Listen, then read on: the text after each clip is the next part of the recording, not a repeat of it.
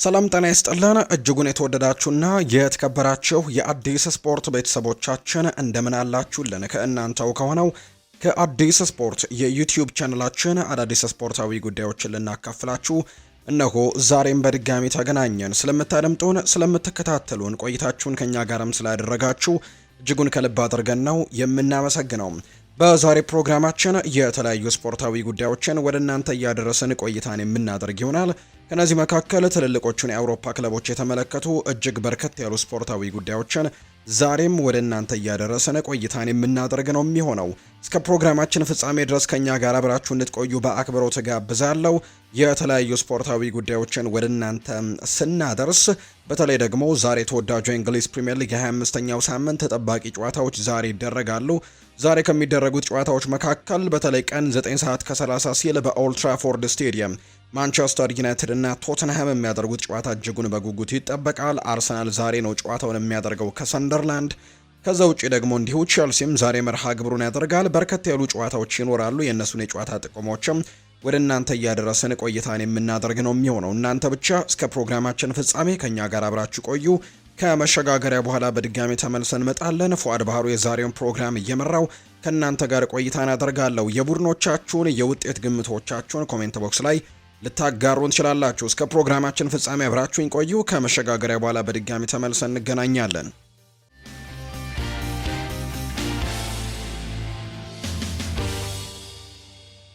የሀገር ውስጥ መረጃን በማስቀደምን ጀምር። በኢትዮጵያ ፕሪሚየር ሊግ መርሃ ግብር አርባ ምንጭ ከተማ ከድሬዳዋ ከተማ ያደረጉትን ጨዋታ 1-1 በሆናቸው ውጤት ነው ያጠናቀቁት። የአርባ ምንጭ ከተማን ግብ ታምራት እያሱ ሲያስቆጠር አቤል ነጋሽ ድሬዳዋ ከተማን አቻ አድርጓል። ድሬዳዋ ከተማ በ24 ነጥቦች 10ኛ፣ አርባ ምንጭ ደግሞ በ12 ነጥቦች 20ኛ ደረጃ የተቀመጠ ቡድን አድርገውታል። ሌላኛው ትላንትና የተደረገው ጨዋታ ኢትዮጵያ ቡናን ከወላይታ ዲቻ ጋር ያገናኘው ጨዋታ ነው። ይህ ጨዋታ በኢትዮጵያ ቡና አሸናፊነት ተጠናቋል። 1-0 ነው ጨዋታው የተጠናቀቀው። ኢትዮጵያ ቡናንም የማሸነፊያ ግቡን ማግኘት የቻለው በቢኒያም ገነቱ አማካኝነት ነው። ኢትዮጵያ ቡና ትላንት ማሸነፉን ተከትሎ ነጥቡን 23 አድርሷል። 12ኛ ደረጃ ላይም የተቀመጠበት ውጤትና ያስመዘገበው። ወደ ውጭ ሀገር ስፖርታዊ ጉዳዮቻችን በቀጥታ እናብራ። ትላንትና የተደረጉ ጨዋታዎችን እንመልከት። በተለይ በሳዑዲ ፕሮ ሊግ ትላንትና ሲጠበቅ የነበረ አንድ መርሃ ግብር ነበረ። የክሪስቲያኖ ሮናልዶ አልናስር እና አልኤቲሃድ ያደረጉት መርሃ ግብር ትላንትና ሲጠበቁ ከነበሩ ጨዋታዎች መካከል አንደኛው ነው። በበርከት ባሉ ነገሮች እንዲጠበቅ አድርጎታል። አንደኛ ክሪስቲያኖ ሮናልዶ ለቡድኑ አንዳንድ ጉዳዮችን በማንሳት ጥያቄዎችን እንዳቀረበና ጨዋታዎችን እያደረገ እንዳልሆነ ይታወቃል። በተለይ በዝውውር ፖሊሲው ጉዳይ ላይ አልናስር ተበድሏል የሚል አይነት ሀሳብን በመያዝም ባለፉት 2 ጨዋታዎች ላይ የትላንትናውን ጨዋታ ጨምሮ ቡድኑን ማገልገል አልቻለም። እንደዛም እንደሆነ ይታወቃል። ትላንትና ደግሞ በጨዋታው ላይ በርከት ያሉ የአልናስር ደጋፊዎች ብቻ ሳይሆኑ አሰልጣኙ ጭምር እንደሚደግፉት ይህንን ሀሳብ በግልጽ የሚያሳዩ ነገሮችን ተመልክተናል። ለምሳሌ ያክል ከጨዋታው በፊትና ከጨዋታው በኋላ በነበረ ጋዜጣዊ መግለጫ ላይ የአልናስሩ አሰልጣኝ ሆርግ ሄሱስ አልተገኙም። ይህንንም እንግዲህ ማድረግ የፈለጉት ከክሪስቲያኖ ሮናልዶ ጎን መሆናቸውን ለማሳየት እንደሆነ ተነግሯል። ከዛ ውጪ ደግሞ የአልናስር ደጋፊዎችም 7ኛው ደቂቃ ላይ ሁሉም በሚባል መልኩ በሙሉ ስቴዲየሙ ላይ በነበሩት ደጋፊዎች ዘንድ የክሪስቲያኖ ሮናልዶ ቁጥርና ስም ያረፈበትን ወረቀት በማንሳትም ለክሪስቲያኖ ሮናልዶ ያላቸውን ድጋፍ በጨዋታው ላይ ገልጸውበት እንደነበር ነው የምናስታውሰው። ሌላኛው ተጠባቂ እንዲሆን ካደረጉት መርሃ ግብሮቹን መካከል አንደኛው በጣም ፉክክር መኖሩ ነው። በሳዑዲ ፕሮ ሊግ ዘንድሮ የነጥብ መጠጋጋቱ እጅግ በጣም ቅርብ እንደሆነ እየተመለከትን ነው። ሊጉን የሚመራው አልሂላል ነው 50 ነጥቦችን በመሰብሰብ አንደኛ ደረጃ ላይ ተቀምጧል።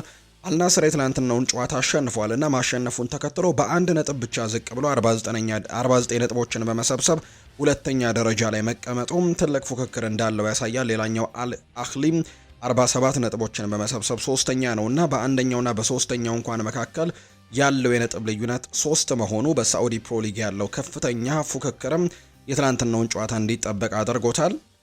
እንግዲህ ትላንትና ያለ ክሪስቲያኖ ሮናልዶ ጨዋታውን ለማድረግ የተገደደው አልናስር አልኢቲሃድን 2-0 በሆነ ውጤት ማሸነፍ ችሏል። በተለይ ደግሞ በጨዋታው ላይ ክሪስቲያኖ ሮናልዶ ተሳትፎን እንዲያደርግ በጣም ትልቅ ነገሮችን ለማድረግ ሙከራዎችን አድርገው ነበር። ወደ ልምምድ እንደተመለሰ እናስታውሳለን። ወደ ጨዋታ እንዲመለስም የአልናስር ባለስልጣናት ጭምር ትልልቅ ነገሮችን ለማድረግ ሙከራዎችን አድርገው አልተሳካላቸውም። ትላንትና 2-0 በሆነ ውጤት ሲያሸንፉ የአልናስርን የማሸነፊያ ግቦች አንጄሎ ጋብሪኤል እና ሳዲዮ ማኔ ናቸው ማስቆጠር የቻሉት። ሳዲዮ ማኔ ትላንትና በፍጹም ቅጣት ምት ነው ኳስና መረብን ማገናኘት የቻለው። አንጄሎ ጋብሪኤል ትላንትና ጎሉን ካስቆጠረ በኋላ ደግሞ የክሪስቲያኖ ሮናልዶ አይነት ሴሌብሬሽንም መጠቀሙን ተመልክተናል። በጨዋታው የአልናስር ደጋፊዎች 7ኛው ደቂቃ ላይ ለክሪስቲያኖ ሮናልዶ ሙሉ ድጋፋቸውን አሳይተውታል ወይም ከክሪስቲያኖ ሮናልዶ ጎን መሆናቸውን አሳይተውታል። አልናስር ማሸነፉን ተከትሎም ከሊጉ መሪ አል ሂላል ያለው የነጥብ ልዩነት ወደ አንድ ማጥበብ የቻለበትም እንግዲህ ነገር ነው ትላንትና የተመለከትነው። አልናስር ቡድኑ ሚዲያ ፊትም እንዳይቀርብ ጭምር እንዳገደ ነው የተነገረው። የአልናስር ተጫዋቾች ከአልኢቲያድ ጨዋታ በኋላ ለጋዜጠኞች አስተያየት ለመስጠት ፍቃደኛ ሳይሆኑ እንደቀሩ ተመልክተናል። በተጨማሪም የአልናስሩ አሰልጣኝ የሆኑት ሆርግ ሄሱስም ከጨዋታው በኋላ በነበራቸው የድህረ ጨዋታ ጋዜጣዊ መግለጫ ላይ ጭምር አልተገኙም። የክለቡ ተጫዋቾችና አሰልጣኞችም ለሚዲያ አስተያየታቸውን ሳይሰጡ ሲቀሩ ለተከታታይ ሁለተኛ ጨዋታ ነው። የአልናስር የበላይ አስተዳደር የክለቡ ተጫዋቾችና አሰልጣኝ ጭምር አስተያየት እንዳይሰጡ መከልከላቸው ጭምር ነው የተነገረውና በርከት ያሉ ውዝግቦች በአልናስር ቤት እየተካሄዱ ቢሆንም ነገር ግን ትላንትናም ጨዋታውን በድል አጠናቀዋልና በሳዑዲ ፕሮ ሊግ ያለውንም ፉክክር ወደ ላቀ ደረጃ እንዲሻገርም ጭምር አድርገውታል። ከዝውውር ጉዳዮች ጋር በተያያዘ ሮናልዶ ቅሬታ እንዳለው መግለጹ የሚታወስ ነውና በዛ ምክንያት ነው ጨዋታ እያደረገ እንዳልሆነ የሚታወቀው። ሌላኛው ትላንትና በተወዳጁ የእንግሊዝ ፕሪሚየር ሊግ የ25ኛው ሳምንት የመክፈቻ ጨዋታ ትላንትና ተደርጓል። ትላንትና በወራጅ ቀጠናው አካባቢ የሚገኙት እርግጥ ነው ወራጅ ቀጠናው ውስጥ አይደለም የሚገኙት፣ ከወራጆቹ ቡድኖች 3ቱ ደረጃዎች ላይ አይገኙም። ነገር ግን እዛው አቅራቢያ ላይ የሚገኙ ሁለት ቡድኖችን ያገናኘም መርሃ ግብር እንደነበረ ትላንትና ተመልክተናል። ከወራጅ ቀጠናው ከፍ ብሎ የሚገኙ ሁለት ደረጃዎችን የያዙ ቡድኖች ነበሩ፣ ሊድስ ዩናይትድ እና ኖቲንግሃም ፎረስት። በተለይ ከጨዋታው በፊት ደግሞ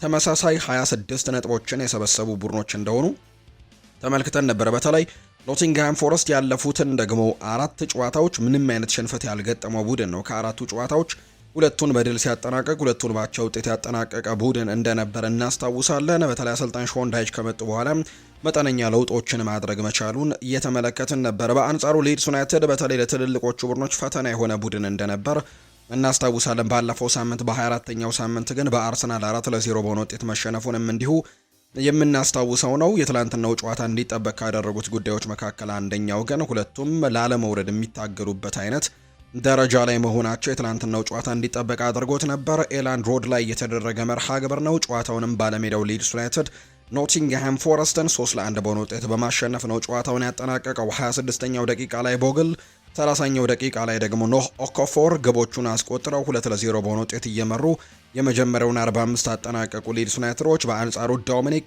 ካልቨር ልዊን 49ኛው ደቂቃ ላይ እንዲሁ ጎል አስቆጥሮ የሊድስን መሪነት 3-0 አድርጎት ነበር። 86ኛው ደቂቃ ላይ ሉካ ባስቆጠረው ጎል ኖቲንግሃም ፎረስቶች አንድ ጎል ማግኘት ቢችሉም ነገር ግን ጨዋታው በሊድስ ዩናይትድ 3-1 አሸናፊነት መጠናቀቅ የቻለ መርሃ ግብር ሆኖ ተጠናቋል። በዚህም መሰረት ሊድስ ዩናይትድ የትላንትናውን ጨዋታ ማሸነፉን ተከትሎ ነጥቡን 29 ደርሶ 16ኛ ደረጃ ላይ ተደላድሎ ተቀምጧል። አሁን ከቶተንሃም ሆትስፐርስ እና ከክሪስታል ፓላስ ጋር ተመሳሳይ 29 ነጥቦችን መሰብሰብ የቻለ ቡድን ሆኗል ሊድስ ዩናይትድ። ስለዚህ አሁን ደረጃውን ከፍ ለማድረግ ደግሞ ቀጣዮቹ ጨዋታዎች በትልቁ የሚጠብቃቸው መርሃ ግብሮች ይሆናሉ ተብሎ ይታሰባል። 14ኛና 15ኛ ደረጃ ላይ ከተቀመጡት ቡድኖች ጋር ተመሳሳይ ነጥብ ነው ያለው።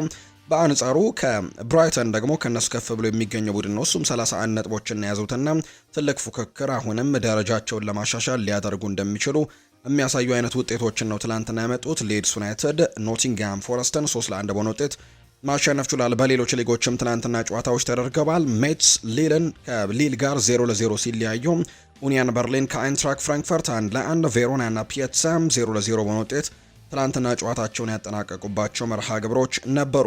ዛሬም ጨዋታዎች ቀጥለው ይደረጋሉ። በተወዳጁ የእንግሊዝ ፕሪምየር ሊግ እጅግ በጉጉት የሚጠበቁ ጨዋታዎች ናቸው ዛሬ የሚደረጉት። ቀን 9 ሰዓት ከ30 ሲል ሁሉም አይኖች ወደ ኦልድ ትራፎርድ ይመለከታሉ። ማንቸስተር ዩናይትድ በሜዳውና በደጋፊው ፊት ቶተንሃም ሆትስፐርስን የሚያስተናግድበት ጨዋታ የሚጠበቅ አይነት መርሃ ግብር ነው። አምና የምታስታውሱ ከሆነ እነዚህ ሁለት ቡድኖች ተመሳሳይ አይነት የአቋም መውረድ ላይ ይገኙ ነበር። ሁለቱም ከደረጃው ሰንጠረዥ ከወገቡ በታች ሆነው ነው አምና ያጠናቀቁት። ምንም እንኳን ቶትንሃም በተለይ ዩሮፓ ሊጉን አሸንፈው በጣም ጥሩ አጨራረስን ቢያሳዩም ነገር ግን በፕሪሚየር ሊጉ የማይካደው 17ኛ ደረጃን ይዘው አጠናቀው ነበር በአንጌ ፖስት ኮግሉ ስር። እነዚህ ሁለት ቡድኖች ግን ዘንድሮ ተመሳሳይ አይነት ደረጃ ላይ አይደለም የሚገኙት። ቶተንሃም ሆትስፐርስ ዘንድሮም እንደ አምናው ከወገቡ በታች ላይ እየዳከረ የሚገኝ አይነት ቡድን ነው። ማንቸስተር ዩናይትድ በአንጻሩም በተለይ ደግሞ ባለፉት 3 ጨዋታዎች በጣም ጥሩ የሚባሉ ውጤቶችን አስመዝግቦ በደረጃ ሰንጠረዡ ቶፕ 4 ውስጥ የሚገኝ አይነት ቡድን ነውና የዘንድሮ ፉክክር ምናልባት በእነዚህ ሁለት ቡድኖች መካከል ዛሬ የሚደረገው ጨዋታ በትልቁ በጉጉት እንዲጠበቅ ያደርገዋል። ቶተንሃም ሆትስፐርስ ከማንቸስተር ዩናይትድ ጋር ያላቸውን ሪከርድ ከተመለከትን በጣም ጥሩ የሚባል ሪከርድ ነው ቶተንሃም ሆትስፐርስ ያለው። ያለፉትን 5 የእርስ በርስ ግንኙነቶች ከተመለከትን በአራቱ ጨዋታዎች ድል ማድረግ ችለዋል። በአንዱ ጨዋታ ባለፈው በመጀመሪያው ዙር ማንቸስተር ዩናይትድ እና ቶተንሃም አቻ ከተለያዩበት ውጪ ባለፉት 5 ጨዋታዎች ቶተንሃም ሆትስፐርስ የዩሮፓ ሊግ የፍጻሜ ጨዋታውን ጨምሮ በበርከት ባሉ ጨዋታዎች ላይ የበላይነት እንዳላቸው እንመለከታለንና የዛሬው ጨዋታ በጉጉት እንዲጠበቁ ካደረጉት መርሃ ግብሮች መካከል አንደኛው ነው። ቶተንሃም ያለፉትን ጨዋታዎች በበላይነት ማጠናቀቁ ምንም እንኳን በደረጃ ሰንጠረዡ ላይ ቶተንሃም ጥሩ የሚባል ደረጃ ላይ ባይሆን እንኳን ለትልልቅ ክለቦች ግን ፈተና መሆኑን ዘንድሮም እያሳየ ይገኛል። ባለፈው ሳምንትም ከማንቸስተር ሲቲ ጋር እንዲሁ ነጥብ ተጋርቶ መውጣቱን የምናስታውሰው ጉዳይ ነውና ዛሬ ከማንቸስተር ዩናይትድ ጋር የሚያደርጉት ጨዋታ እጅግ በጉጉት የሚጠበቅ ጨዋታ ነው። እርግጥ ነው የቶማስ ፍራንክ ቡድን በርከት ያሉ ተጫዋቾቹን በጉዳት ምክንያት አጥቷልና በጉዳት ቀውስ ላይ ይገኛል። ክሪስቲያን ሮሜሮም ይህንን አስመልክቶ በጣም ተናግሯቸው እንደነበር ይታወሳል። የቶትንሃም ባለስልጣናትን በቅርቡ ነው ኮንትራቱን ያራዘመው ክሪስቲያን ሮሜሮ። ነገር ግን በጥር ተጫዋቾች የዝውውር መስኮት ቡድኑን ለማጠናከር አለመሞከሩ እንዳናደደው ጭምር የተናገረው። በተለይ በማጥቃት በኩል ላይ ያሉ ተጫዋቾች በርከት ያሉት ጉዳት ስለገጠማቸውና እነሱን ለመተካት ሙከራ ለመደረጉ እንዳበሳጨው ሲናገር ነበር። ለምሳሌ ያክል በቶተንሃም ሆትስፐርስ በኩል ሮድሪጎ ቤንታንኩር፣ ሉካስ ቤርግቫል፣ ኬቨን ዳንሶ፣ ቤን ዴቪስ፣ ሞሐመድ ኩዱስ፣ ዲያን ኩሊሴቭስኪ፣ ጄምስ ማዲሰን፣ ፔድሮ ፖሮ፣ ሪቻርልሰን በዛሬው ጨዋታ ላይ እንደማይኖሩ የተረጋገጡ ተጫዋቾች ናቸው። እነዚህ እንግዲህ በቋሚ 11 ውስጥ ሁሉ መካተት የሚችሉ በርከት ያሉ ተጫዋቾች በዛሬው ጨዋታ ላይ በቡድን ውስጥ እንደማይኖሩ የተረጋገጡ ተጫዋቾች ናቸው። በዚህም ነው ክሪስቲያን ሮሜሮ ብስጭቱን ሲገልጽ እንደነበር የተመለከትነው። የጄድ ስፔንስም በዛሬው ጨዋታ ላይ የመሰለፍና ያለመሰለፉ ጉዳይ የተረጋገጠ ነገር የለውም በቶትንሃም ሆትስፐርስ በኩል። በአንጻሩ በማንቸስተር ዩናይትድ በኩል በጀርባ ጉዳት እየተሰቃየ የሚገኘው ማታያስ ደሊት ምንም እንኳን ወደ ልምምዶች እየተመለሰ ቢሆንም በዛሬው ጨዋታ የመሰለፍ እድሉ ግን ጠባብ ነው። እንዲሁም ሜሰን ማውንትም በተመሳሳይ በዛሬው ጨዋታ ላይ ይኖራል ተብሎ አይጠበቅም። በአንጻሩ ፓትሪክ ዶርጉ ረዘም ላለ ጊዜም በጉዳት ምክንያት እንደማይኖር የተረጋገጠ ተጫዋች ነው። በሃምስትሪንግ ጉዳት ምክንያት እነዚህን 3 ተጫዋቾች ነው ማንቸስተር ዩናይትድ በዛሬው ጨዋታ ላይ የሚያጣው። የማሸነፍ ግምቱም ለማንቸስተር ዩናይትድ ያደላ ሆኗል። ያለፉትን 3 ጨዋታዎች ከተመለከትን ቶተንሃም ሆትስፐርስ ሁለቱን ማሸነፍ ችሏል። ሁለቱንም ሲያሸንፍ ደግሞ 1-0 በሆነ ውጤት ነበር። በአንጻሩ በፕሪሚየር ሊጉ ያለፈው የመጀመሪያው ዙር ጨዋታ ላይ ሁለቱ ቡድኖች 2-2 በሆናቸው ውጤት ነበር ያጠናቀቁት። እንደምናስታውሰው ማታያስ ደሊት መጨረሻው ደቂቃ ላይ ባስቆጠረው ጎል ነበር ዩናይትድ አቻ ተለያይቶ የወጣበት መርሃ ግብር እንደነበር የምናስታውሰው። አሁን ላይ ለቶፕ 4 ትልቅ ፉክክር እየተደረገ ይገኛልና ማንቸስተር ዩናይትድ የዛሬውን ጨዋታ ማሸነፍም የግድ ይኖርበታል። ምክንያቱም ቶፕ 4ን ይዞ ለማጠናቀቅ ወይም ደግሞ አሁንም 4ኛ ደረጃነቱን ይዞ ለመቀጠልም ቸልሲና ሊቨርፑል አሰፍስፈው እየጠበቁ ነው የሚገኙት። ቸልሲ ከዩናይትድ በ1 ነጥብ ዝቅ ብሎ በ40 ነጥቦች 5ኛ ነው። በአንጻሩ ሊቨርፑል ምንም እንኳን በዚህ ሳምንት ከማንቸስተር ሲቲ ጋር ጠንከር ያለ ፊልም ቢጠብቀውም ነገር ግን በ39 ነጥቦች ከዩናይትድ በ2 ነጥብ ብቻ ዝቅ ብሎ 6ኛ ደረጃ የተቀመጠ ቡድን ነውና የዛሬውን ጨዋታ ማሸነፍ ለማንቸስተር ዩናይትድ ምንም ድርድር የሌለው ጉዳይ እንደሆነ ነው በርካቶች የሚያነሱት። ምናልባት የዛሬውን ጨዋታ ማሸነፍ የሚችል ከሆነና አስተን ቪላ ደግሞ ነጥብ የሚጥል ከሆነ ወደ አስተን ቪላም ሊቀርቡ የሚችሉበት እድልም ጭምር እንዳላቸው እየተመለከትን ነው። ምክንያቱም አስተን ቪላዎች ባለፉት 5 ጨዋታዎች ላይ 2 ሽንፈቶች ገጥሟቸዋል እና ጥሩ የሚባል አይነት ግስጋሴ ላይ አይደሉም። እንደመጡበት አይነት አካሄድን እየሄዱ አይደለም። አሁን ላይ መጠነኛ መቀዛቀዞችን እያሳየ ነውና 46 ነጥቦችን የሰበሰበው ከዩናይትድ ጋር ያላቸው የነጥብ ልዩነት 5 ነውና እሱም እንዲሁ ወደ ፉክክሩ ሊመለስ የሚችልበት እድል ይኖራል ተብሎ ነው የሚታሰበው። ስለዚህ የዛሬው ጨዋታ በትልቅ ጉጉት ይጠበቃል። ልክ ቀን 9 ሰዓት ከ30 ሲል የሚደረግ መርሃ ግብርም ይሆናል ተብሎ ነው የሚጠበቀው። ሌሎች በርከት ያሉ ጨዋታዎች ልክ ምሽት 12 ሰዓት ሲል ይደረጋሉ። ወደ 5 ያክል ጨዋታዎች ናቸው ምሽት 12 ሰዓት ሲል የሚደረጉት። ከነዚህ መካከል አንደኛው ቦርንመዝ እና አስተን ቪላ የሚያደርጉት መርሃ ግብር ይጠበቃል። ይህ ጨዋታ በቫይታሊቲ ስቴዲየም የሚደረግ ነው። በቦርነመዝና በአስተን ቪላ በኩል ጨዋታውን ለማሸነፍ አስተን ቪላ የተሻለ ግምት ተሰጥቶታል። እንዲሁ የዛሬው ጨዋታም እንዲሁ ይጠበቃል። ምሽት 12 ሰዓት ሲል የሚደረግ መርሃ ግብር ነው። ቦርነመዝም ቢሆን ግን ባለፉት ጨዋታዎች ላይ በተለይ ጥሩ ውጤቶችን ማምጣት ችሏል። ካለፉት 5 ጨዋታዎች 3ቱን በድል ነው ያጠናቀቀው። በአንጻሩ በአንዱ ጨዋታ ብቻ አቻ የተለያየበት አጋጣሚን እናስታውሳለን። እንዲሁ አንዱን ጨዋታ ደግሞ ተሸንፈዋልና ባለፉት ጨዋታዎች ላይ ጥሩ የሚባል አይነት ውጤቶችን እያመጣ ከመሆኑ ጋር በተያያዘ ዛሬ ከአስተን ቪላ ጋር ጠንከር ያለ ፉክክር ያደርጋል ተብሎ ይታሰባል። በወራጅ ቀጠናው ላይ የሚገኙትን ሁለት ቡድኖች የሚያገናኘው ጨዋታ ዛሬ ይደረጋል። በርንሌ በሜዳው ተርፍ ሙር ከዌስትሃም ዩናይትድ ጋር የሚያደርገው ጨዋታ ዛሬ የሚጠበቅ ጨዋታ ነው። ሁለቱም በወራጅ ቀጠናው ላይ የሚገኙ ናቸው። ዌስትሃም በ20 ነጥቦች 18ኛ፣ በአንጻሩ በርንሌ በ15 ነጥብ 19ኛ ደረጃ ላይ የሚገኙ ቡድኖች ናቸውና ምናልባት ላለመውረድ የሚደረገውን ትግል የሚያፋጥንላቸው አይነት ውጤቶችን ለማምጣት የዛሬው መርሃ ግብር ይጠበቃል ተብሎ ይታሰባል። በርንሌ ካለፉት 5 ጨዋታዎች አንድም ድል ማስመዝገብ አልቻለም። ዌስትሃም ዩናይትድ በአንጻሩ ካለፉት 5 ጨዋታዎች 2 ድሎችን ማምጣት የቻለ ቡድን ነው። የዛሬው ጨዋታ እንዲጠበቅም አድርገውታል። ሌላኛው ክራቨን ኮቴጅ ላይ የሚደረገው የፉልሃምና የኤቨርተን ጨዋታም እንዲሁ ምሽት 12 ሰዓት ላይ ከሚደረጉ መርሃ ግብሮች መካከል አንደኛው ነው። ወልቨርሃምፕተን ወንደረርስ በሜዳው ሞሊኒው ስቴዲየም ዛሬ ቼልሲን የሚያስተናግድበት ጨዋታ እንዲሁ ይጠበቃል። ቼልሲ ማሸነፍ ቅድመ ግምት ተሰጥቶታል። ቶሲና ደርቤው እንዲሁ ረጅም ጊዜ ጉዳት ላይ የሚገኘው ላቪ ኮልዊል፣ ዳሪዮ ኢሶጉ፣ ጄሚ ጊቲያንስ እንዲሁ ሮሚዮ ላቪያም በዛሬው ጨዋታ ላይ አለመኖራቸው የተረጋገጡ የቼልሲ ተጫዋቾች ናቸው። ሊያም ሮዝኒየር እስካሁን ድረስ በፕሪሚየር ሊጉ ምንም አይነት ሽንፈት አልገጠማቸውም። እስካሁን ድረስ በቼልሲ ቤት ካደረጓቸው መርሃ ግብሮች መካከል 2 ሽንፈት ብቻ ነው የገጠማቸው። ሁለቱም በካራባው ካፕ የደርሶ መልስ ጨዋታ በአርሰናል የተሸነፉበት መርሃ ግብር ነው። ከዛ ውጭ ያሉትን በሙሉ ጨዋታዎች በፕሪሚየር ሊጉም እንዲሁ በቻምፒየንስ ሊጉም ያደረጓቸውን መርሃ ግብሮች በድል ማጠናቀቃቸው ይታወሳል። ዛሬ ደግሞ በሞሊኒው ስቴዲየም ከወልቨርሃምፕተን ወንደረርስ በፕሪሚየር ሊጉ የደረጃ ሰንጠረዥ ግርጌ ላይ ከሚገኘው ቡድን ጋር ጨዋታቸውን እንደሚያደርጉ ነው የወጣላቸው መርሃ ግብር የሚያሳየው። ሌላኛው ልክ ምሽት 12 ሰዓት ሲል የሚደረገው ጨዋታ አርሰናልን ከሰንደርላንድ ጋር የሚያገናኘው ተጠባቂው መርሃ ግብር ነው። ዛሬም ልክ ምሽት 12 ሰዓት ሲል ከሚደረጉ ጨዋታዎች መካከል በርካቶች በጉጉት ከሚጠብቁት ጨዋታዎች መካከል አንደኛው ነው። እርግጥ ነው አርሰናል ይህንን ጨዋታ ለማሸነፍ ትልቅ ቅድመ ግምትን ያገኘ ቡድን እንደሆነ ይታወቃል። ነገር ግን አሁን ላይ እንግዲህ እያንዳንዱን ጨዋታ ማሸነፍ ለዋንጫው እጅጉን እንዲቀርቡ ያደርጋቸዋል ተብሎ ይታሰባልና የዛሬው ጨዋታን በትልቅ ጉጉት ይጠብቁታል ተብሎ ይታሰባል። በዚህ ውድድር ዓመት ነጥብ ከጣሉባቸው ጨዋታዎች መካከል አንደኛው የሰንደርላንዱ የመጀመሪያው ዙር ጨዋታ በስታዲየም ኦፍ ላይት የተደረገው መርሃ ግብር እንደነበር እናስታውሳለን። አርሰናሎችና የዛሬውን ጨዋታ በጥንቃቄ ያደርጋሉ ተብሎ ይታሰባል። በአርሰናል በኩል ማክስ ዶመን፣ ሚኬል ሜሪኖ እንዲሁ ማርቲን ኦዴጋርድና ቡካዮ ሳካ በዛሬው ጨዋታ ላይ የመሰለፍ እድላቸው ጠባብ ነው ተብሏል። በተለይ ማርቲን ኦዴጋርድና ቡካዮ ሳካ ባለፉት ቀናት በተደረጉ የልምምድ ሴሽኖች ላይ ቡድኑን አልተቀላቀሉም ነበርና በዚህም መሰረት በዛሬው ጨዋታ ላይ ይኖራሉ ተብሎ አይታሰብም። በአንጻሩ ግን በልምምድ ሴሽን ላይ እንዲሁ አልነበረም የተባለው ጁሪያን ቲምበር ግን ትላንትና በነበረው ልምምድ ላይ መሳተፉን ተከትሎ በዛሬው ጨዋታ ላይ የመሰለፍ እድልን ያገኛል ተብሎ ይታሰባል። ወይም ከተጠባባቂ ወንበርም ሊነሳ የሚችልበት እድል ይኖራል ተብሎ ይታሰባል። ጨዋታው ኤምሬትስ ስቴዲየም ላይ ነው የሚደረገው።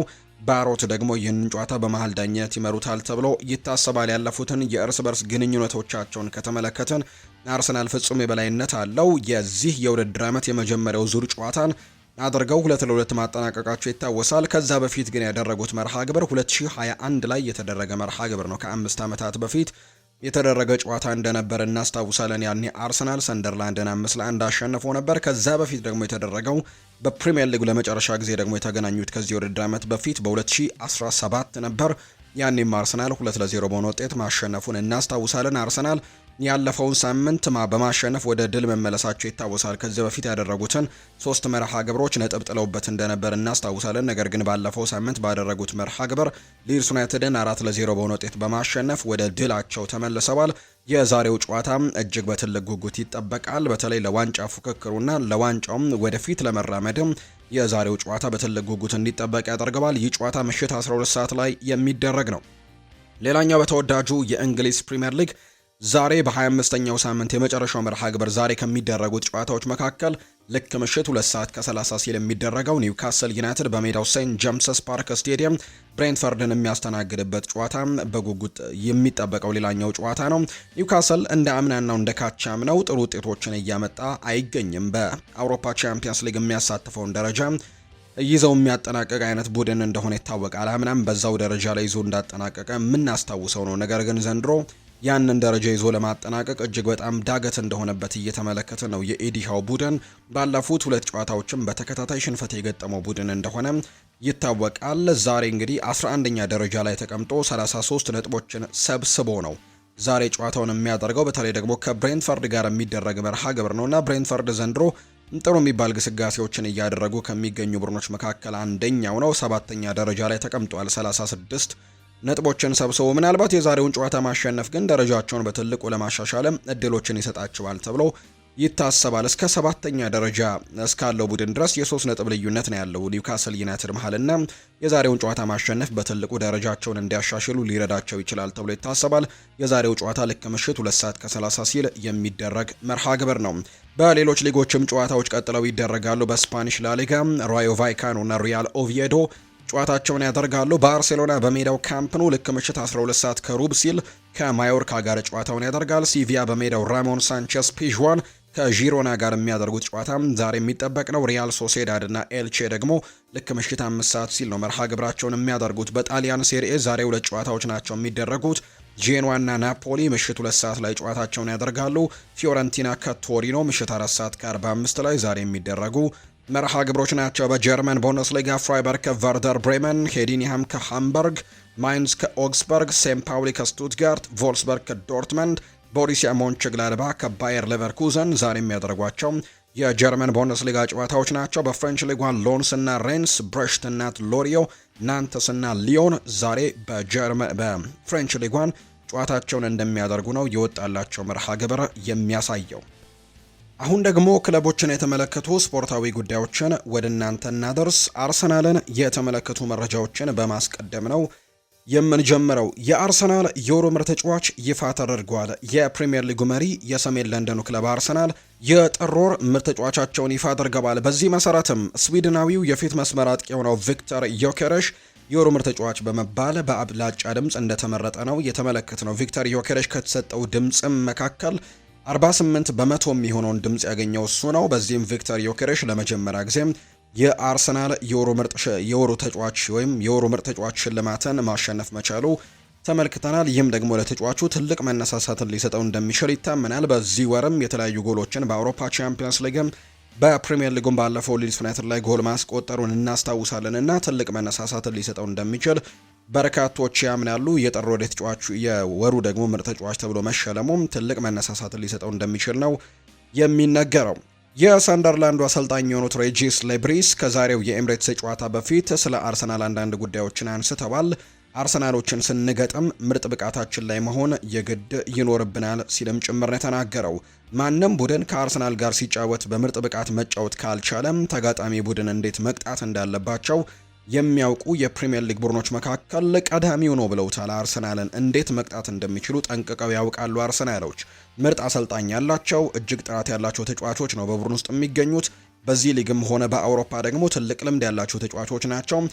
ጨዋታን ለማሸነፍ ትልቅ ፍላጎት አላቸው። የእነሱ ኳሊቲዎችና የተለያየ ጥንካሬያቸውንም ጠንቅቀን እናውቃለን። ጎልም በተለየ መንገድ እንደሚያስቆጥሩም እናውቃለን። ነገር ግን ከእነሱ ጋር መጫወት ግን አስደሳች ነውና በጥንቃቄ ጨዋታውን ማድረግ ይኖርብናል ሲል ነው ሬጂስ ሌብሬስ የሰንደርላንዱ አሰልጣኝ የሚናገሩት።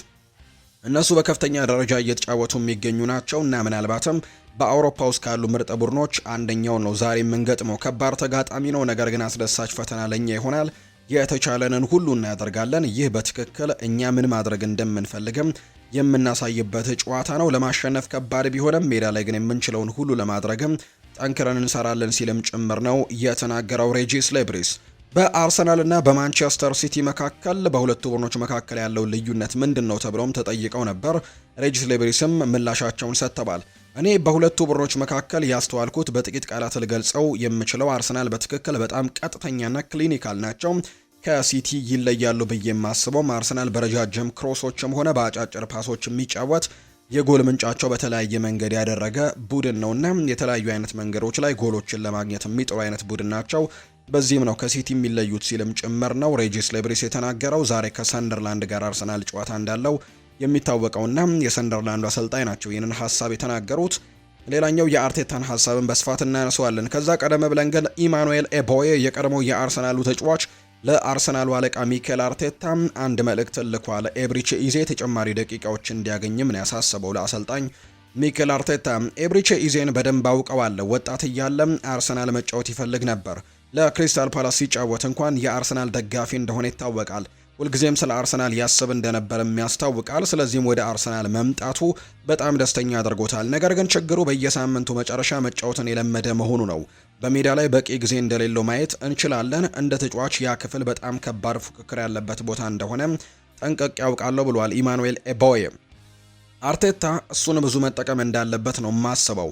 የዚህ በጣም ተሰጥኦ ያለው ነው። እናም ደግሞ አርቴታ ልክ እንደ ሳካ እንዲጫወትም ከፈቀደለት ደግሞ ይሻሻላል። አርቴታ ኤዜ የበለጠ እንዲጫወትም መፍቀድም እና ቦታ መስጠትም ይኖርበታል ብዬ አስባለሁ ሲል ኢማኑኤል ቦዬ ሀሳቡን አጋርቷል። ሌላኛው አርቴታ ስለ ቡካዮ ሳካም በርከት ያሉ ጉዳዮችን አንስቷል። በተለይ ከዛሬው ጨዋታ በፊት ትላንትና ጋዜጣዊ መግለጫ ነበረውና አሰልጣኝ ሚኬል አርቴታ የተለያዩ ርዕሰ ጉዳዮችን ሰፋ አድርጎ ያነሳበት ቆይታን ያደረገው በጉዳቱ በጣም እየተሻሻለ ነው። እናም በቅርቡ ከኛ ጋር እንደሚሆን ተስፋ አድርጋለሁ ብለዋል። ስለ ቡካዮ ሳካ ሲናገር በቅርቡም ወደ ሜዳ ሊመለስ እንደሚችል ጭምር ነው የተናገረው።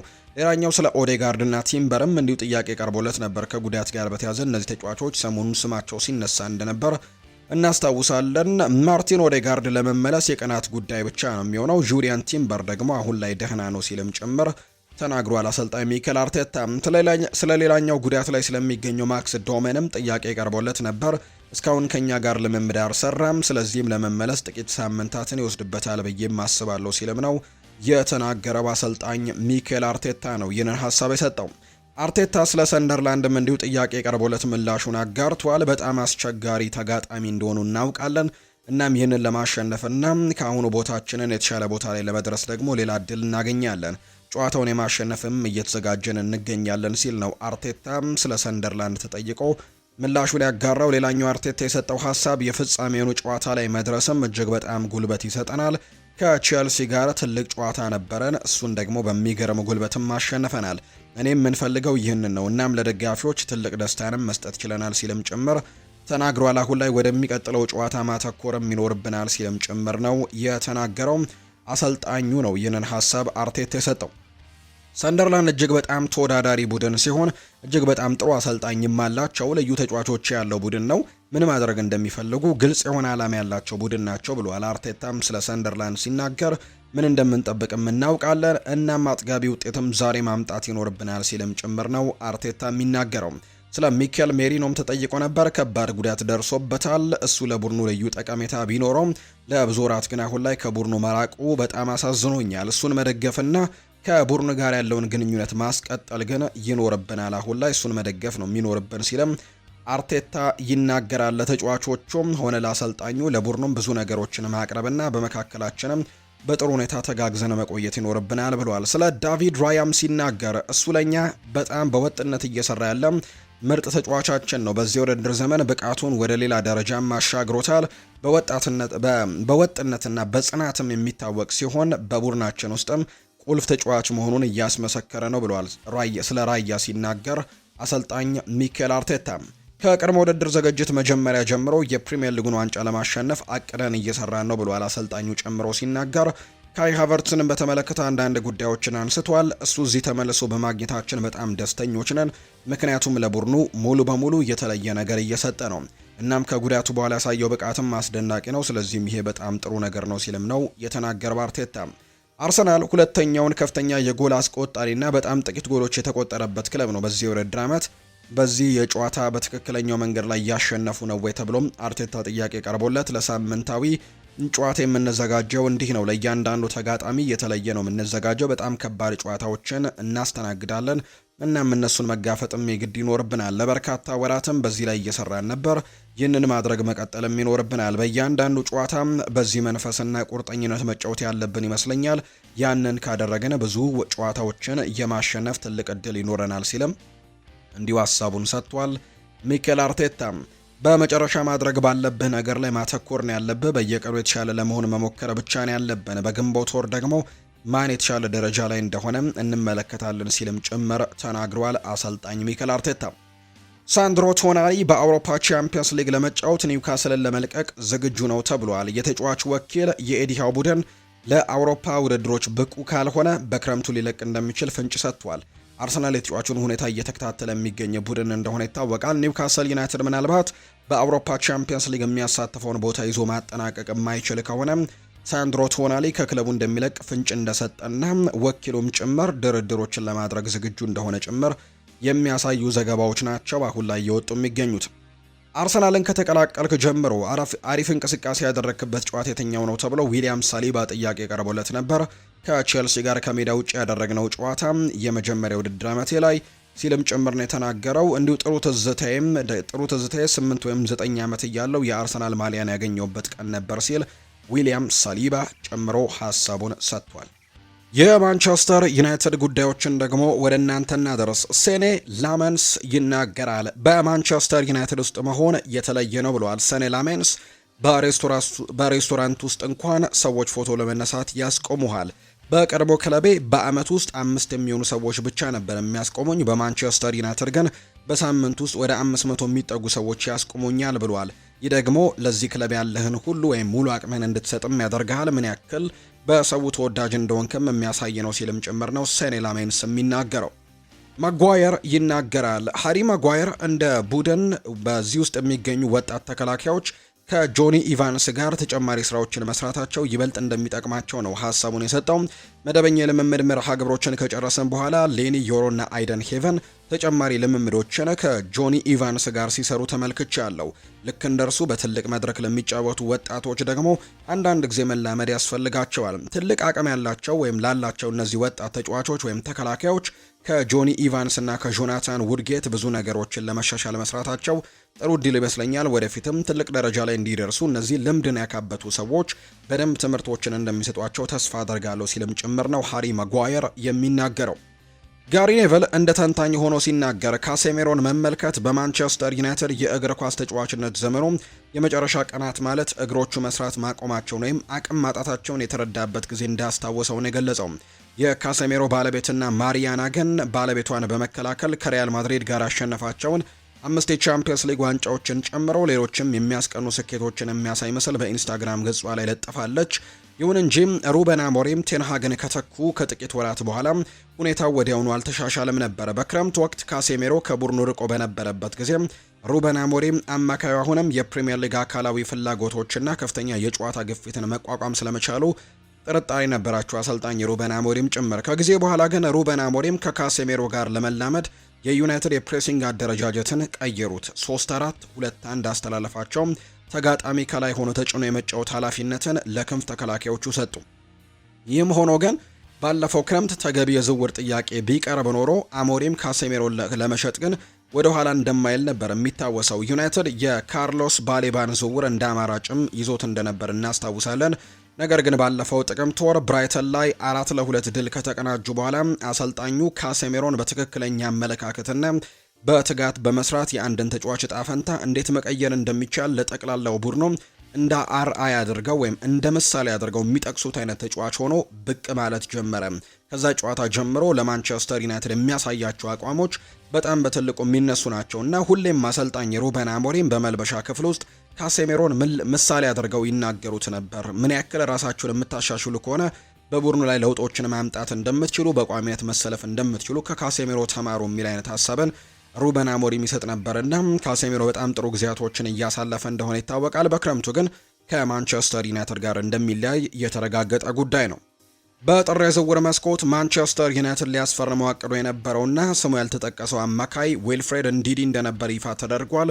ዊልፍሬድ እንዲዲ ማንቸስተር ዩናይትድን ለመቀላቀል በጣም ጓግቶ ነበር፣ ዝግጁም የነበረ ሲሆን ማንቸስተር ዩናይትድ ግን በጥር ወር ለአጭር ጊዜ መፍትሄ ተጫዋችን ማስፈረም ወይም ደግሞ ሙከራ ማድረግም ፍላጎቱ አልነበረም። ይልቁንስ በዘላቂነት ተጫዋቾችን ማምጣት ላይ ነው ምርጫውን የሚያደርገውና በክረምቱ እንደዚህ አይነት ቦታዎች ላይ ትልቅ ተጫዋቾችን ለማምጣት ነው ፍላጎታቸውና የዝውውር ፖሊሲያቸው ጭምር እንደተቀየረ የተነገረው። ኮቢ ማይኖ እንደገና ወደ አስተላለፍ ከተመለሰ በኋላ የማንቸስተር ዩናይትድ አመራሮች ከማይክል ካሪክ ጋርም ውይይት አድርገዋል። በመጨረሻም ዩናይትዶች የመሃል ሜዳ ተጫዋች ለማስፈረም የነበረው እቅድ ወደ ክረምት የዝውውር መስኮት ማሻገራቸው ተነግሯል። በዚህም ዊልፍሬድ እንዲዲን በጊዜያዊነት እንዲያስፈርሙ ለቀረበላቸው ጥያቄም ምላሻቸው አይሆንም እንደሆነ ነው ቤን ጃኮብስ መረጃውን ያጋራው። ሌላኛው ቤን ጃኮብስ ያነሳው ጉዳይ ማንቸስተር ዩናይትድ በክረምቱ የተጫዋቾች የዝውውር መስኮት ምናልባት 2 የአማካይ ስፍራ ተጫዋቾችን ለማምጣት እንቅስቃሴዎችን ያደርጋል ተብሎ የሚጠበቅበት ነው። ከዛ ውጭ ግን ሌሎች ቦታዎችን የሚያጠናክራል ተብሎ ይታሰባል። ዩናይትድ በክረምቱ የዝውውር መስኮት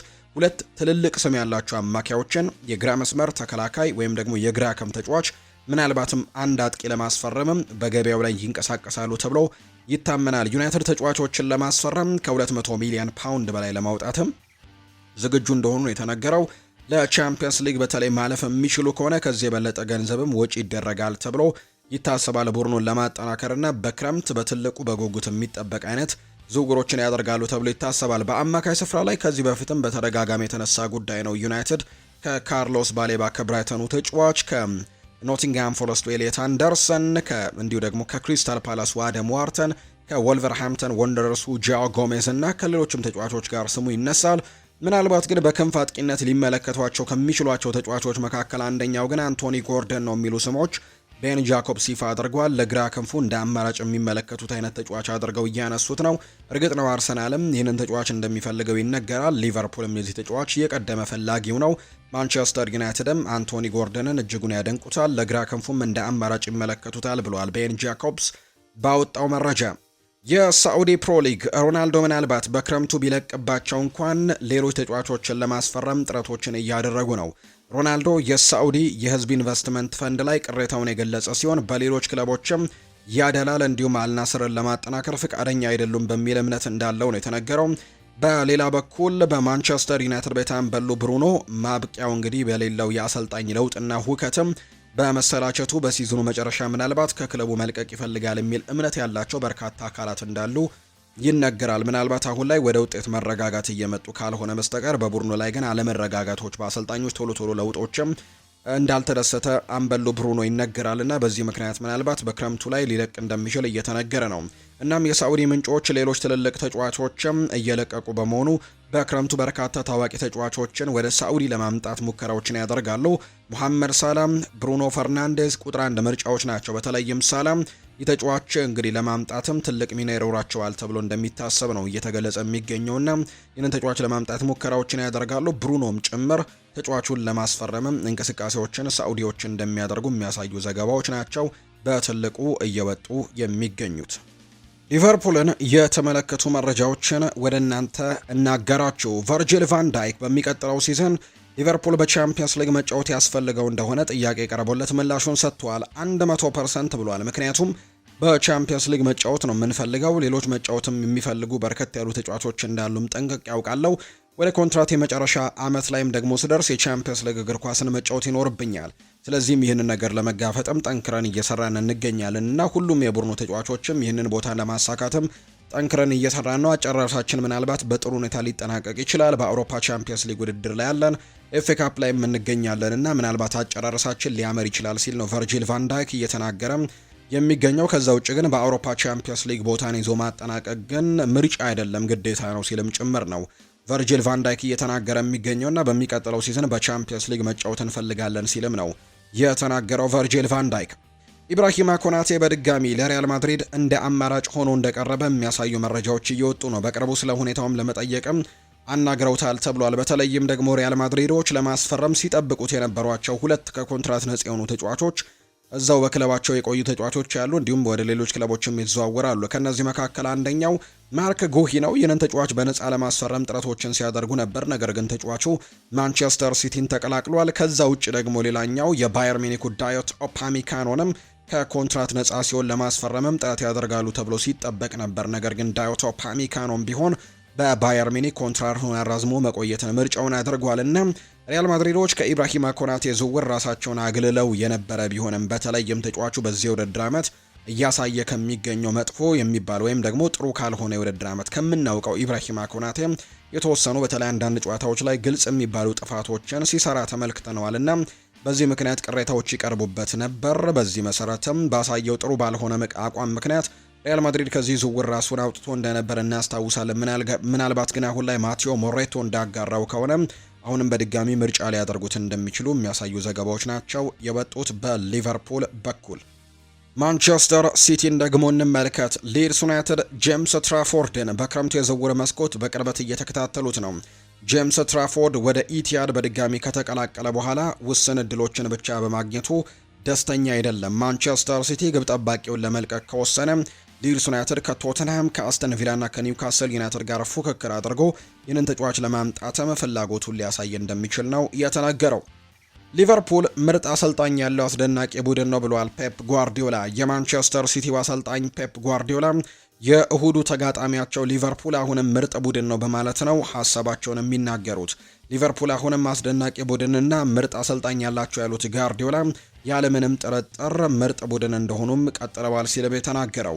በማንቸስተር ሲቲ ቆይታ የገጠመኝ ከባዱ ተጋጣሚ ሊቨርፑል ነው፣ አንፊልድ ደግሞ በጣም ከባዱ ስቴዲየም ነው ሲሉ ፔፕ ጓርዲዮላ ይናገራሉ። እንግዲህ ማንቸስተር ሲቲ በጣም ጥሩ በነበረባቸው ዓመታት ትሬብልን ባሸነፈበት የውድድር ዓመት ከ100 በላይ ነጥቦችን በሰበሰበበት የውድድር ዓመት ጭምር አንፊልድ ላይ ሊቨርፑልን ማሸነፍ እጅግ በጣም አስቸጋሪ ጊዜያቶች እንደሆኑበት የምናስታውሳቸው ዓመታቶች ናቸውና አሁንም ከባዱ ሜዳ ወይም ደግሞ ከባዱ ሜዳ አንፊልድ ስቴዲየም ነው። ከባዱ ተጋጣሚም እስካሁን ድረስ ፔፕ ጓርዲዮላ ሲናገር ሊቨርፑል ነው ሲል ነው የተደመጠው።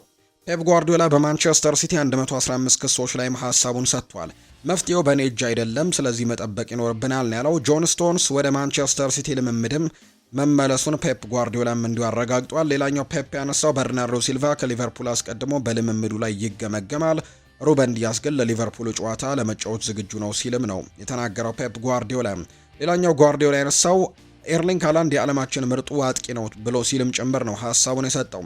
ሌላኛው ስለዚህ እሱ እንግዲህ ስለ ቀጣዩ የአንፊልድ ጨዋታም ጥያቄ ቀርቦለት ነበርና በቀጣዩ ጨዋታ ኤርሊንግ ሃላንድ በቋሚ አስተላለፍ ውስጥ ይካተታሉ የሚል ጥያቄ ፔፕ ጓርዲዮላ ቀርቦለት ነበር። ምክንያቱም ባለፉት ጨዋታዎች ላይ ምንም እንኳን የካፕ ጨዋታዎች ቢሆንም በካራቦ ካፕ ላይ ኦማር ማርሙሽ ከዛ ውጪ በከዛም በፊት በነበረ የፕሪሚየር ሊግ ጨዋታ ላይም እንዲሁ ማርሙሽ በቋሚ አስተላለፍ ውስጥ ተካቶ ጎል አስቆጠረባቸው ተደጋጋሚ አጋጣሚዎች ነበሩና በቋሚ አስተላለፍ ውስጥ ሃላንድ ይካተታሉ የሚል ጥያቄ ቀርቦለት አላውቅም ሲል ነው ፔፕ ጓርዲዮላ የተናገረው። ሌላኛው ፔፕ ያነሳው ጉዳይ ማኔጀር መሆን ከፈለክ ዋንጫዎችን ማሸነፍ አለብህ፣ ያለበለዚያ ግን ጥሩ እግር ኳስን የመጫወት እድል የለህም ሲልም ጭምር ነው ፔፕ የተናገረው። ለካራባው ካፕ ዋንጫም ክብር አለኝ፣ ነገር ግን በእርግጠኝነት የካራባው ዋንጫም የአውሮፓ ቻምፒየንስ ሊግ ፍጻሜ አይደለም፣ ለሁሉም ግን 10 ከ10 አክብሮት አለኝ ሲል ነው የተናገረው ፔፕ ጓርዲዮላ። በዓለም ዙሪያ በሚደረጉ አስተያየቶች ላይ የሰነዘረው ትችትን አስመልክቶም ሲናገር ምንም የተለየ ነገር አልተናገርኩም፣ ስራ አስኪያጅ በመሆኔ ብቻ የተሰማኝን ለምን መግለጽ አልችልም ሲልም ነው የተናገረው። የተለያዩ ሀሳቦችንም ማነሳለው ሲልም ጭምር ነው የተናገረው። ጓርዲዮላ ስለ ወደፊት ቆይታውም ተጠይቀው 1 ዓመት ኮንትራት ይቀረኛል፣ ይሄ ከ2 ወር በፊትም የመለስኩት መልስ ነው፣ ስለዚህ አዲስ ነገር የለም ሲልም ነው የተናገረው። ስለ ማርክ ጉሂም ጥያቄ ቀርቦለት ነበር። እሱ በጣም ጥሩና ታላቅ ተጫዋች ነው፣ ለ5 ለ6 ለ7 ዓመታትም ታላቅ ፊርማ ነው ለሲቲ ብዬ አስባለሁ ሲል ጓርዲዮላም ይናገራል። ስለ ማርክ ጉሂ ቀጥልና እሱ ብዙ ድንቅ ዓመታቶችም ጥሩ ሆኖ መጫወት ይችላል፣ ድንቅና ምርጥ ተጫዋች ነው፣ ለ5 እና 6 ዓመታትም ጥሩ ፈራሚን አግኝተዋል ሲቲዎች፣ እሱ ምርጥ ነው፣ ጥሩ የመሃል ተከላካይም ይሆናል ሲልም ጭምር ተናግሯል።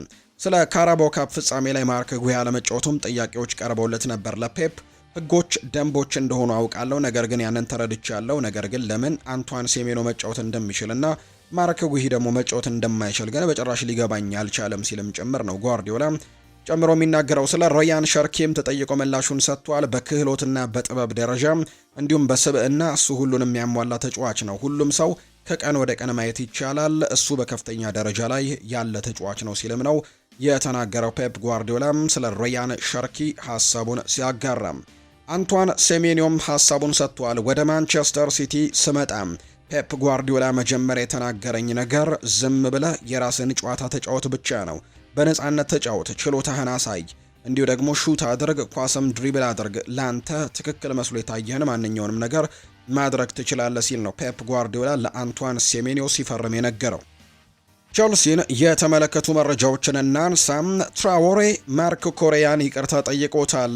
አዳማ ትራዎሬ ባለፈው ዌስትሃም ዩናይትድ ቸልሲ ጋር በነበራቸው ጨዋታ ማርክ ኮሬያን ገፍትሮ መጣል ወይም ጎትቶ መጣሉን እናስታውሳለንና አዳማ ትራዎሬ ማርክ ኮሬያን ይቅርታ ጠይቆታል። ኮሬያ በጣም ጥሩ ሰው ነው። ሁሉም የተፈጠረው ነገር ሜዳ ላይ እንርሳው፣ ያንን ለማድረግ አስቤ ያልነበረም አላማይም ያልነበረም ሲልም ጭምር ነው አዳማ ትራዎሬ የተናገረው። ሌላኛው ስለ ሚኬል ኦሊሴ ነው ስለ ማርክ ኮሬ የተናገረው። ከብዙ ትልልቅ ተጫዋቾች ጋር በተጋራኒነት ተጫውቻለሁ፣ ነገር ግን ከሁሉም በላይ አስቸጋሪ ለኔ የነበረው ኮሬያ ነው። ከሱ ጋር ብዙ ጊዜ ተገናኝተናል፣ ነገር ግን ቀሎኛ ያውቅም ተጋጣሚ ስልም ጭምር ሚኬል ኦሊሴም ይናገራል። ኤንዞ ፈርናንዴስ ሀሳቡን አንስቷል። ከላምፓርድ ጋር መወዳደር አልፈልግም። እሱ እዚህ ያሳካው ነገር እኔ ካሳካውት እጅግ በጣም ብዙ ነው። እሱ አርአያ ነው። የእሱ እያንዳንዱ እርምጃ በቼልሲ ቤትም እንደሚከተል ተስፋ አድርጋለሁ ሲል ኤንዞ ፈርናንዴስ ለፍራንክ ጄምስ ላምፓርድ ይናገራል። ኤንዞ ይቀጥልና በየቀኑ ያለኝን ሁሉ 100% በእያንዳንዱ የስልጠና ክፍለ ጊዜ ላይ እሰጣለሁ። ቼልሲን የመቀላቀልና የክለቡን መለያ የመልበስም እድል ባገኘው ቁጥር የተቻለኝን ሁሉ አደርጋለሁ። ምክንያቱም እነሱ በእኔ ላይ እምነት አላቸው።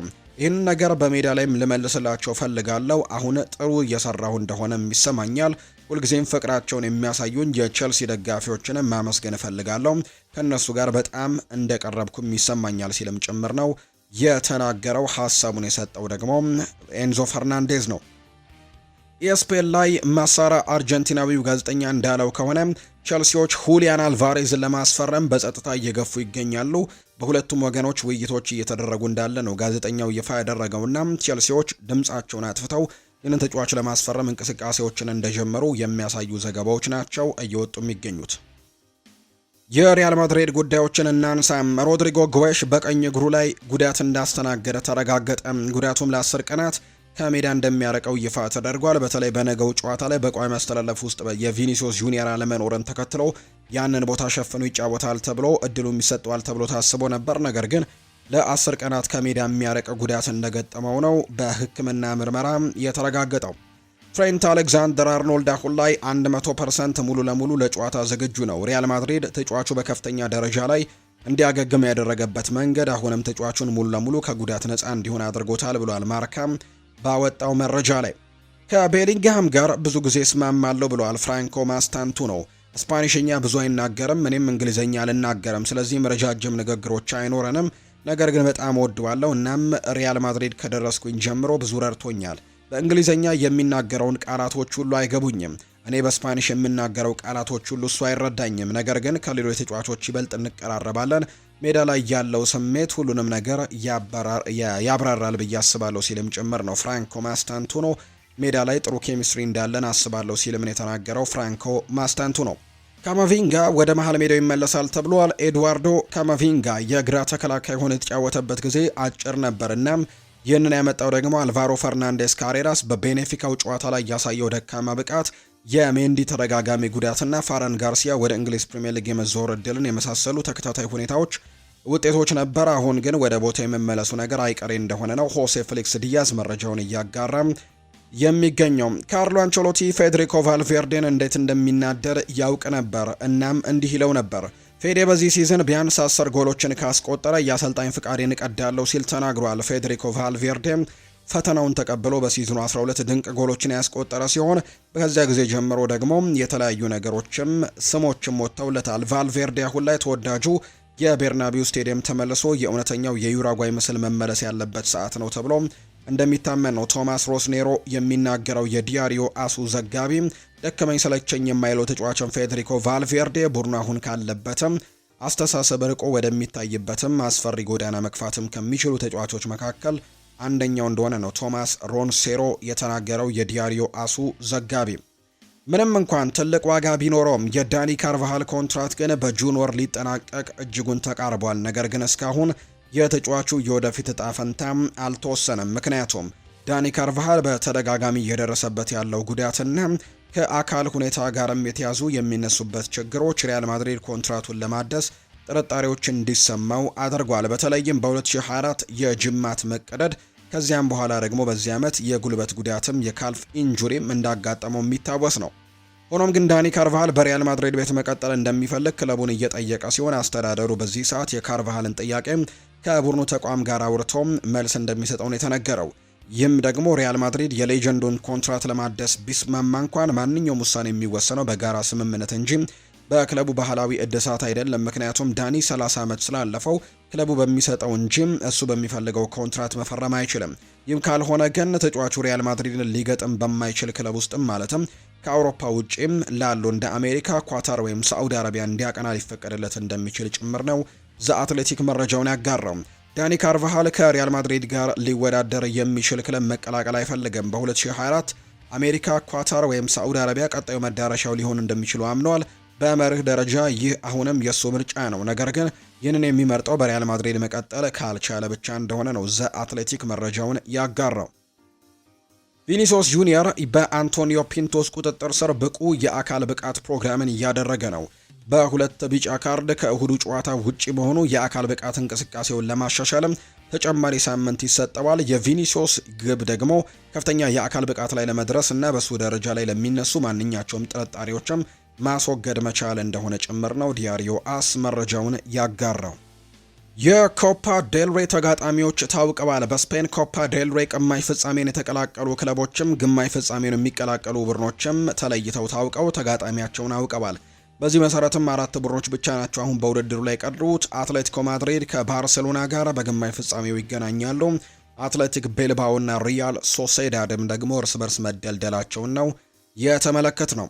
ሐሜስ ሮድሪጌስ አዲስ ክለብን ተቀላቅሏል። ኮሎምቢያዊው አማካይ ሐሜስ ሮድሪጌስ የአሜሪካ ሜጀር ሊግ ሶከሩን ክለብ ሚኒሶታ ዩናይትድን የተቀላቀለው።